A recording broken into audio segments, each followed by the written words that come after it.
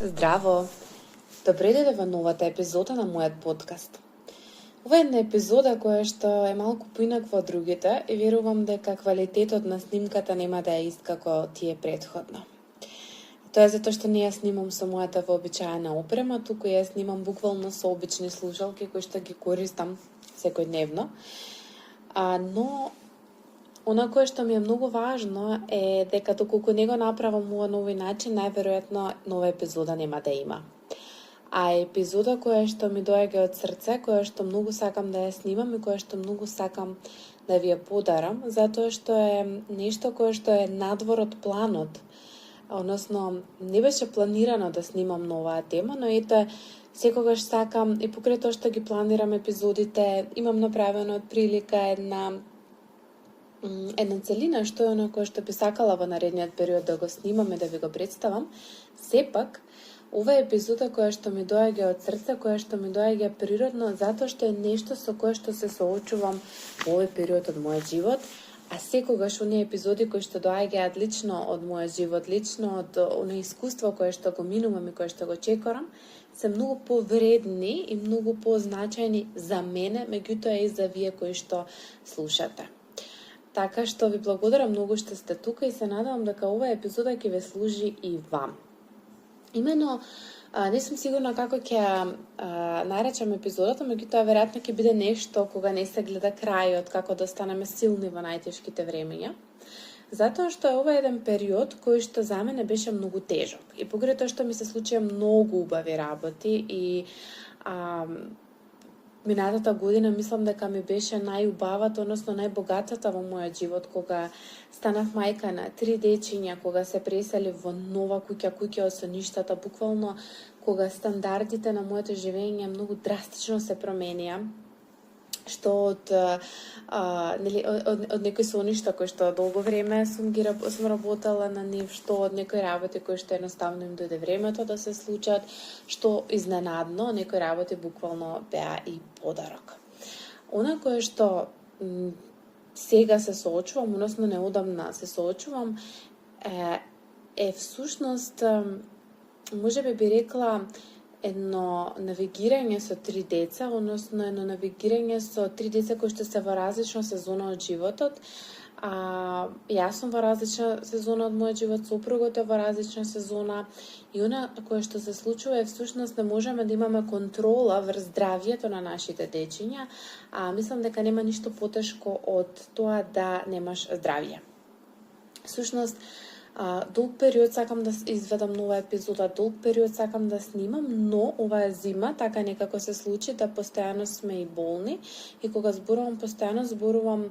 на 3 наврати по многу долго, по 2, по 3 недели и подолго, што значи дека буквално скоро 3 месеци не можам да седнам, да застанам и да најдам простор и време кога можам да снимам. А што е најинтересно, кога седнав претходниот пат да снимам епизода, и тоа беше епизода за анксиозност, која што ќе ја снимам дефинитивно наредна, затоа што им ми е најбарана од вас, го изгубив гласот, потполно го изгубив гласот. Значи, имав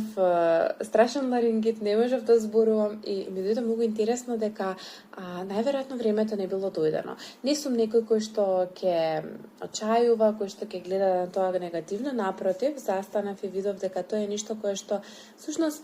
полето ми носи да видам дека тоа е нешто што е позитивно, тоа е нешто што не му е времето дојдено, нешто е каде што треба јас да ставам некаков стоп. Мислам дека таа спиритуалност која што ја носам во мене и тој некој баланс на како гледам на работите, што е во моја контрола, што не е во моја контрола, е нешто кое што многу ми помага и да издржам во тешките времења, така што е нешто кое што го препорачувам на секого да успее да го изгради тој баланс, можеби на почеток како го нема внатре развиено тој спиритуален дел, да проба со рација, односно со рационалниот дел во себе да проба да види, окей, што е оно што се случува и што е оно што, јас можам да влијам на него да го променам, а што е оно кое што гледам дека имам знаци околу мене кои што ми викаат застани и не мора да го правиш. Животот ни поставува предизвици кои што може да изгледаат и бесконечно. И јас сум се уште во еден таков предизвик, каде што некои работи со кои што се соочувам овој период ми изгледаат бесконечно, но не ни знам кога ќе може да се променат и на некој начин на тест е ставен мојот внатрешен капацитет, меѓутоа и надворешен капацитет. Да работите со кои што се соочувам се такви да надворешната поддршка, односно надворешните поддршки кои што може да дојдат не ми се толку значајни, односно не можат многу да ме поддржат, па затоа внатрешниот капацитет ми е многу важен. И оно за кое што сакам да продолжам да зборувам во оваа епизода е како да се остане доследен на себе, дури кога не ги имаме работите во наша контрола, како можеме да продолжиме напред и покрај тоа што се наоѓаме во некој тунел каде што не се гледа светлината на крајот, каде што напред е црно и не може да знаеш кога ќе дојде светлината. Оно кое што ми е многу интересно да ви го споделам е дека нашиот мозок има вродена негативна пристрасност, односно да гледа негативно на работите, што значи дека ние природно сме насочени кон тоа да ги забележуваме потенцијалните опасности околу нас и негативните случувања многу повеќе отколку позитивните. И затоа и многу почесто негативните емоции се паметат наспроти позитивните. Има многу истражувања на оваа тема и доколку ве интересира можете слободно да истражите малку повеќе, да видите како мозокот реагира, како тој многу побрзо и посилно реагира на закани, отколку на оние пријатни стимули што ги имаме. И токму затоа неизвестноста знае да е толку многу непријатна. Многу психијатри, психолози, невролози истражуваат на оваа тема и многу ме е интересно, Виктор Франкл има книга за човекот во потрага по смислата, каде што тој истакнува дека луѓето што преживуваат најтешки ситуации, најчесто се оние што наоѓаат смисла во нивното страдање. Сега малку парадоксално звучи, меѓутоа тие всушност во самото тоа страдање ја наоѓаат и смислата на своето живење, меѓутоа и на страдањето со кое што се соочуваат. Според него, кога човек има зошто да живее, може да се справи со се што доаѓа.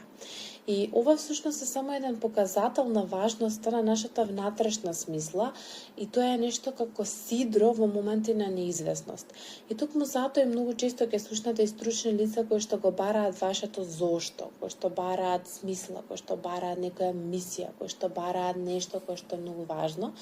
Но за да се најде тоа важно, најчесто тоа истото се наоѓа во нашите страдања.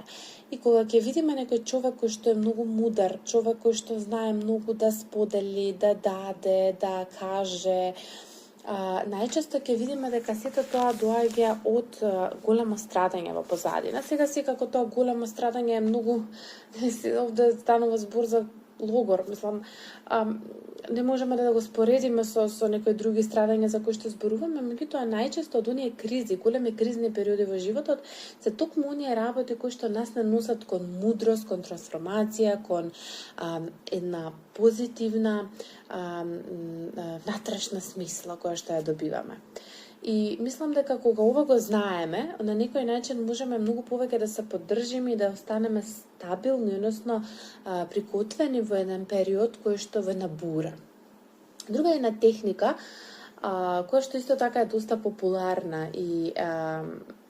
мислам дека можеби сте ја слушнале, тоа е еден ефикасен начин за справување со силни емоции. А тоа е да пробаме да ги именуваме емоциите што ги чувствуваме во моментот. Па, например, ова што тука и сега го чувствувам е страв. Ова што тука и сега го чувствувам е грижа. Ова што тука и сега го чувствувам е тага. Јас чувствувам тага, ја чувствувам во моите гради. Ја перцепирам како сина, црвена, сива боја. Ја чувствувам како да се движи низ моите гради или како да се движи низ мојата глава и така натаму. Значи, кога ние ги именуваме и кога почнуваме да ги на некој начин повикуваме емоциите со нашиот рационален дел, во амигдалата, во мозокот се намалува активноста, тоа е центарот за аларм, нели, што се активира и се активира префронталната кора, што ни возможува да размислуваме посмирено и порационално. И тоа е всушност како една техника која што ни помага да можеме, окей, јас се чувствувам така и да можеме да застанеме и да се саморегулираме, односно емоцијата не да ја потиснеме, туку нели да имаме една контрола врз нашето однесување и да не бидеме преплавени, што е многу важно, особено во тешки периоди, особено кога не сме сами. Ева конкретно, ова е нешто кое што пробувам многу често да го правам кога сум преплавена, кога не спиам добро во еден период, кога не спиам добро, кога сум многу преплавена, кога не сработите во моја контрола, не можам да знам кога ќе стане, кој дете ќе стане така натаму, особено кога тројцата се болни, па и јас. И ова е една техника која што и самата ја користам и може многу да ме поддржи, затоа што во тој момент е многу полесно знам да најдам решение што да правам понатаму, значи што чувствувам и што е нешто ми е потребно. Кога ќе се активира префронталната кора, не сум само во амигдалата, не сум само во еден аларм, многу полесно можам да се справам со се што доаѓа и следува. Понатаму нешто кое што го наоѓам многу од помош, и навистина сметам дека секој треба да си го дозволи е да си дадеме барем 5 минути пауза. Што значи таа 5 минутна пауза? 5 минутна пауза за свесно дишење и да можеме да се фокусираме на сегашниот момент, каде што ќе можеме и да си дозволиме прво да видиме како сме, што се случува, што е нешто дефинитивно нам не е многу потребно, и ова е само 5 минути каде што ништо друго не правиме освен дишење и една свесност за себе, за своето тело, за своите емоции, за своето душа, за својата околина, за се оно што се случува околу нас. И секако можеби таа 5 минутна пауза да потрае и подолго, доколку влеземе во една анализа, понатаму може да се прошири и со некое пишување кое што ја секогаш го споделувам како дел кој што мене ми помага многу и кој што сметам дека на многумина исто така може многу да им помогне. Меѓутоа, она кое што ми е многу важно е тука да ја применам техниката за проширување на перспективата и да си поставам одредени прашања. Едно од тие прашања е, например, како ќе гледам на ова за 5 години, за 1 година, за 5 месеци, за 5 часа и така натаму, која што знае многу да ме приземји и која што не додава масло во огнот, односно кога и веќе гори, кога и веќе е тешко, не додава на сето оно со кое што се соочувам. И ова ми е многу важно, затоа што кога ние сме преплавени, многу често не си даваме пауза, не си даваме време да застанеме, да дишиме, да можеме да се фактички на некој начин активираме парасимпатичкиот нервен систем кој што го смирува телото, а ние кога не сме смирени и кога сме преплавени, многу често и мали работи силно не тригерираат и влегуваме во катастрофично размислување, стануваме многу избувливи, се губиме себе си, а се она што не треба всушност е само да земеме неколку чекори назад и за да може да понатаму да продолжиме. И тоа е онаа промена на перспектива која што зборувам кога сме ние заглавени. Не можеме да ја промениме перспективата, меѓутоа кога застануваме неколку чекори назад, можеме да застанеме и да си поставаме некои прашања. И нешто кое што исто така многу често знам да си го поставам и се надам дека ќе ви служи, е да си го поставам прашањето која моја акција, мала акција, можам да ја направам сега за да се чувствувам подобро. Важно е да биде ова мала акција. Која мала акција можам да ја направам сега, денес, за да се чувствувам подобро. Затоа што многу често кога не го гледаме крајот, на тунелот, многу често кога не можеме да направиме нешто големо, сме невозможни од било која причина. Ние забораваме дека постојат милион мали чекори, мали акции кои што не носат до таму. И за да може да се приземите, за да може тие мали акции да ги направите, има многу други техники кои што во моментот смируваат. И сега тоа се можеби методи на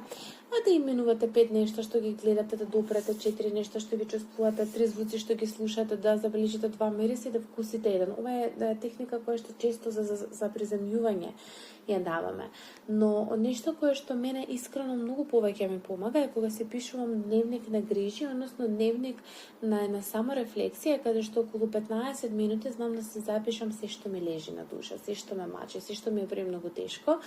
И кога ќе го ставам тоа на хартија, тоа изгледа не само помалку страшно, туку и ми дава некако, прво сум извентилирала,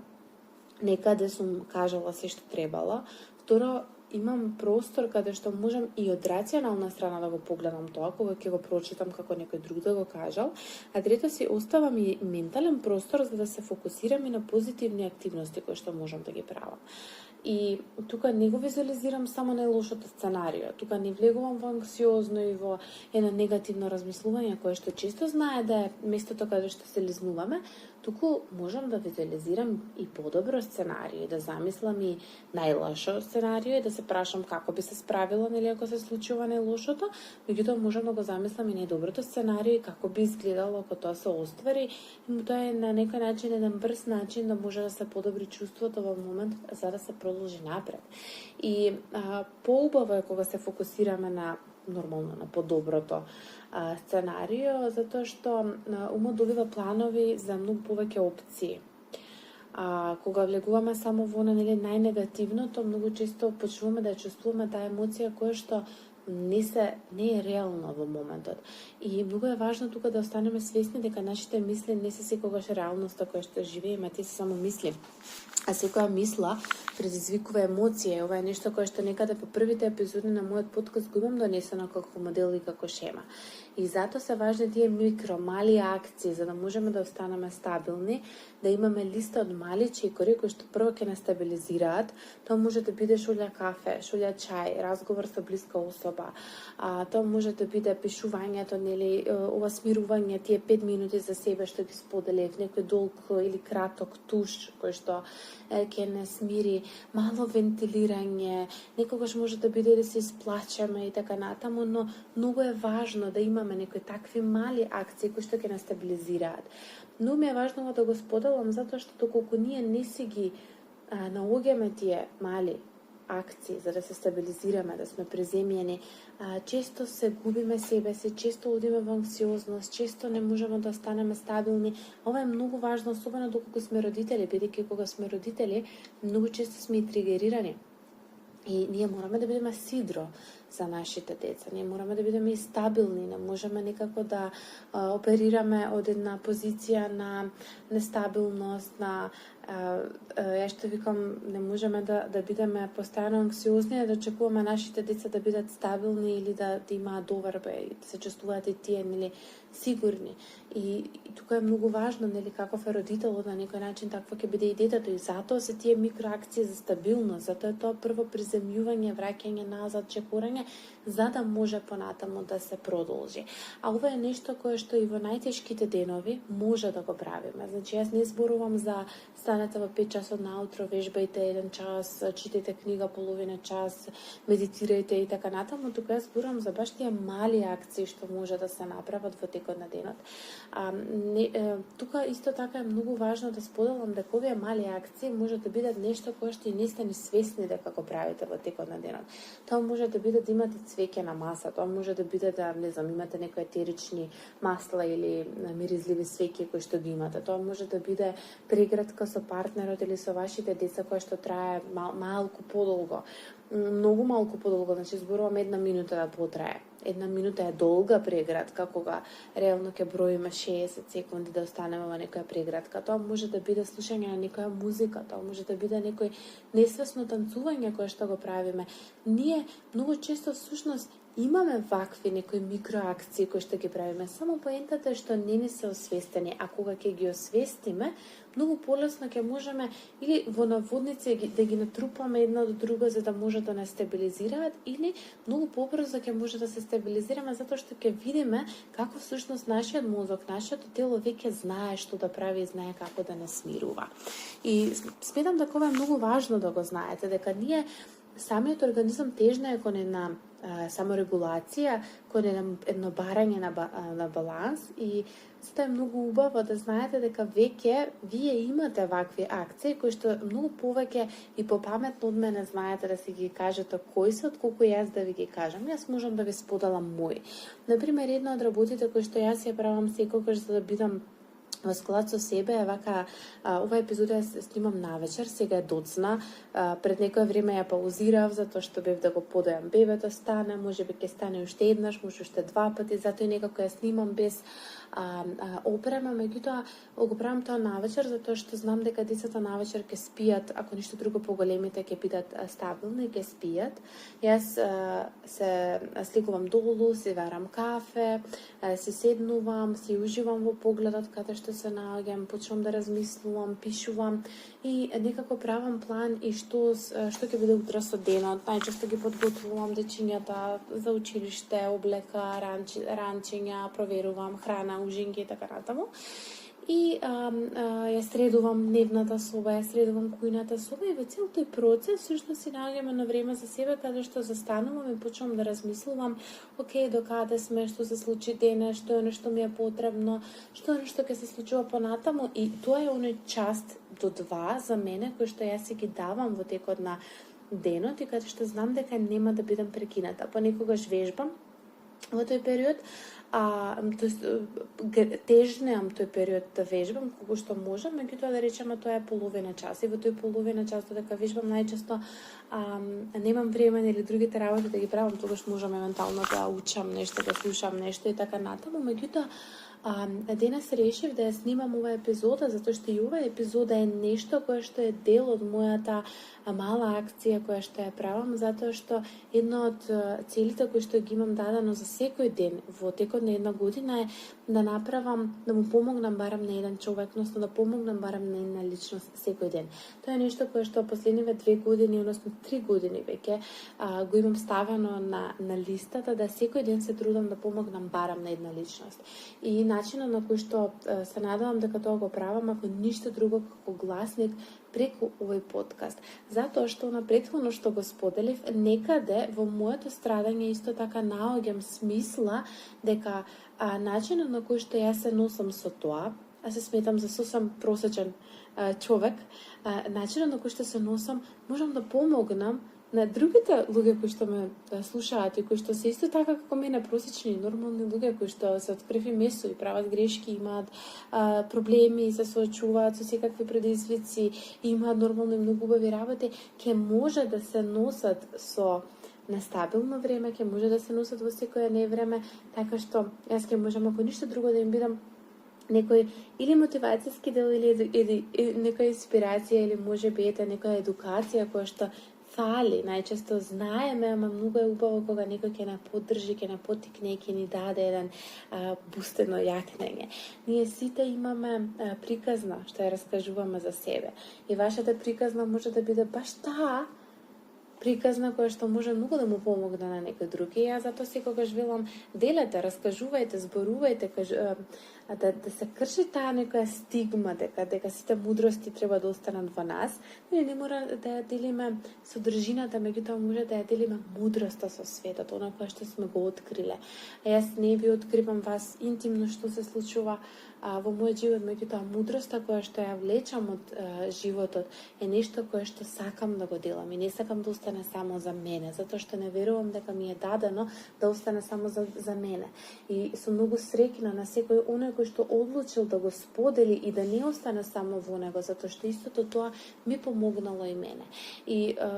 има една мудра мисла што вели најдлабоката ноќ, односно најтемно е пред зората. И тоа е нешто кое што можеби звучи мотивирачки за некој не, но за мене е секогаш мотивирачки затоа што па и во оние најтемни периоди, кога е најтемно, имаме простор и можност да си го тестираме сето оно кое што сме го научиле. Имам една клиентка која што вели, баш пред некое време се видовме и ми вели, добро Елена, таман нешто ќе одлучам, таман нешто ќе зацртам, таман ќе тргнам по прав пат и ќе почнам на добро да правам. И баш во тој момент ми се појавува нешто кое што ме враќа назад и кое што повторно ми на некој начин ме предизвикува. И всушност тоа е таа убавина. Да, животот ни дава најчесто во наводници тестови кои што ни викаат, окей, еве ти сега тест, дај да видиме што можеш да направиш тука. И ова можеби не звучи баш мотивирачки дека ако застанеме на тоа место, меѓутоа кога е се лесно, многу е лесно да сме ние доследни, многу е лесно да сме детерминирани. Многу му е лесно на некој кој што се бави со, да речеме, фитнес да вежба, иако тоа е неговата работа и во текот на 8 часовна работа во денот, да 3 часа ги посвети на вежбање, затоа што тоа му е работа и мора и на некој начин како што јас морам да работам со клиентите умствено, со мозокот како мускул, фитнес, да речеме, инструкторот треба да работи со целото тело и со мускулите. Меѓутоа, многу поголема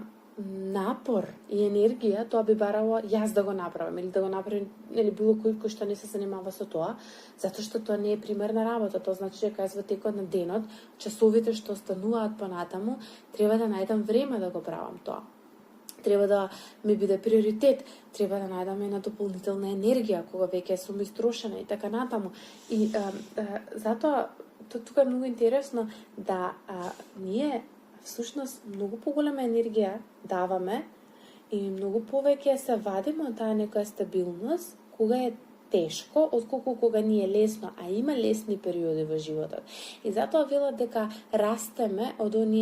фрустрациите, дека растеме од тешките периоди, дека постои еден период на растење и на трансформација кој што се случува од тешките периоди, затоа што доколку јас, да речеме, немав 3 деца во моментов и доколку сум слободна и нема сега никој да ме прекине. Јас можам вечерва да снимам 10 подкаст епизоди. Можам да извежбам 3 часа и ако утре мене не ме чека ништо, сам сега малку одам во некој екстрем, меѓутоа ќе можам тоа да го направам и нема да ми требаат кој знае какви вештини за истото да го направам. Меѓутоа кога знам дека мене ме чека будење во текот на ноќта, рано секако станување, сакала јас или не, обврски утрешниот ден уште од 6 часот наутро кои што почнуваа, значи кога веќе знам дека имам многу работи кои што ме чекаат, тоа значи дека јас морам да бидам предизвикана да толку многу добро се организирам, да толку многу добро ги развијам моите вештини и на организација, и на тајм менеджмент, и на справување, и на доследност, и на мотивација, и на дисциплина и така натаму, да, јас сум предизвикана да сето тоа го направам, за да можам да успеам во моите цели и ако ништо друго да можам да останам во склад со моите вредности и оние работи кои што ми се важни. И нешто кое што тука само чисто за да не е предолга епизодата, сакам да биде кратка, ама јас не знам да бидам кратка. Нешто кое што можеби би сакала да го споделам за крај е дека ништо не трае вечно и дека ниту болката, ниту неизвестноста не се вечни.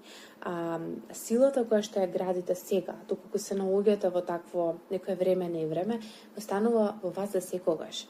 И знам дека многу често се зборува за трауми, за тие колку негативно понатаму ќе влијаат. Јас не зборувам за траума, нели? Тоа е некој друг дел, меѓутоа зборувам за време, не време. Зборувам за времења кога е многу тешко и кога се соочуваме со работи кои што се неминовни, кои што не се во наша контрола, кои што ние не можеме да ги контролираме. Тоа е едноставно нешто кое што колку и да пробуваме не можеме. Таму ние немаме сила. Тоа има еден дел каде што викам нешто е до нас, нешто е до другиот, доколку е до другиот има една трета димензија, а тоа е до Бога, до божественото. Можеби не сте религиозни, меѓутоа спиритуалноста, каде што ние мораме некои работи да ги оставиме на Бог, тој да се погрижи за нив. И тука ние не можеме да мешаме прсти. Но силата која што се добива од вакви периоди, вакви тешки периоди, останува за секогаш. И истата таа многу понатаму може да не намести и да не поддржи да бидеме многу поуспешни и многу да сите оние вештини кои што сега ги градиме, да можеме да ги користиме и кога е подобро и кога е полесно, за да бидеме многу поуспешни, многу посрекни, многу позадоволни и секако многу побрзо да стигнуваме до одредени резултати кои што ги сакаме. Се надевам дека оваа епизода ќе ви дојде малку потикнувачки, можеби малку ќе ве повика на тие микроакции кои што ги споделив и да размислите можеби малку и на вашата смисла на тоа колку е важно да застанете, да ги менувате емоциите, колку е важно да имате техники, нели, и време малку за себе. И нешто друго кое што исто така би сакала да споделам е дека многу истражувања укажуваат на тоа дека и луѓето кои што одржуваат социјални контакти исто така полесно преминуваат. Но и да се почитувате доколку постои период кога не сакате да имате многу социјални контакти, затоа што понекогаш има еден контраефект, а тоа е дека знаат социјалните контакти многу да натрошат, особено доколку немаме здрави граници или доколку се наоѓаме во период на преплавеност. И исто така, тука сакам само да споделам дека многу е важно да секој од вас си ја најде својата техника, а да си најде нешто кое што е свое, нешто кое што нему ќе му служи, а не нешто кое што мене или на неа или на него или на таму што сте го виделе што му служало. Затоа што сите имаме различен живот и сите се наоѓаме во различен период од нашиот живот и во различен период од нашиот живот различни работи ни пријаат и различни работи може да не свират. Доколку сте многу анксиозни, многу повеќе ќе правите техники за приземјување. Доколку сте депресивни, многу повеќе веројатно ќе размислувате за смислата и така натаму. Доколку се наоѓате доколку имате деца, нели, многу повеќе ќе гледате смислата во мајчинството, во родителството и така натаму. Многу зависи каде го имате проблемот, односно што е она кое што е изврно во време невреме, во тежок период во кој што поминувате. И јас можам само да делам идеи, можам да споделам дека може да си имате и некаква кутија за утеха, предмети што ве асоцираат на спокој.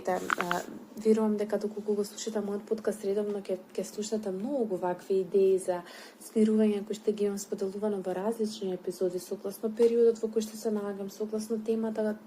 која што ја обработувам, но многу ми е важно да ве некако подсетам да си останете автентични, да си останете свој,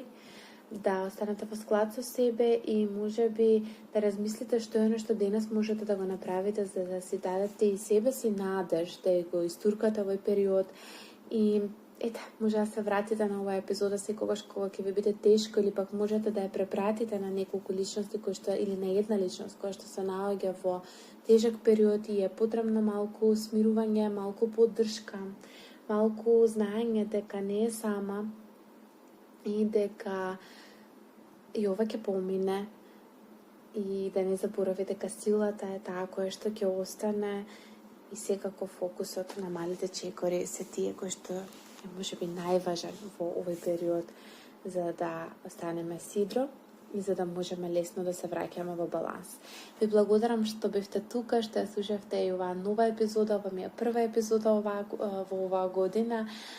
Се надевам дека ќе бидам многу подоследна со тоа што одлуката да останам доследна, значи дека нема да бидам совршена и дека ќе се откажам од перфекционизмот. Па така еве уште една поддршка колку всушност перфекционизмот не ни е потребен на овој пат. Да, јас одлучив да со малку послаб, многу можеби послаб квалитет, по едно ново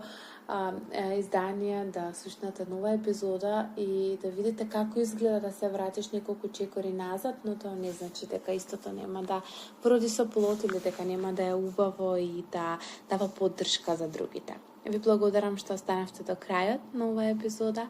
Се слушаме во следната епизода. Поздрав!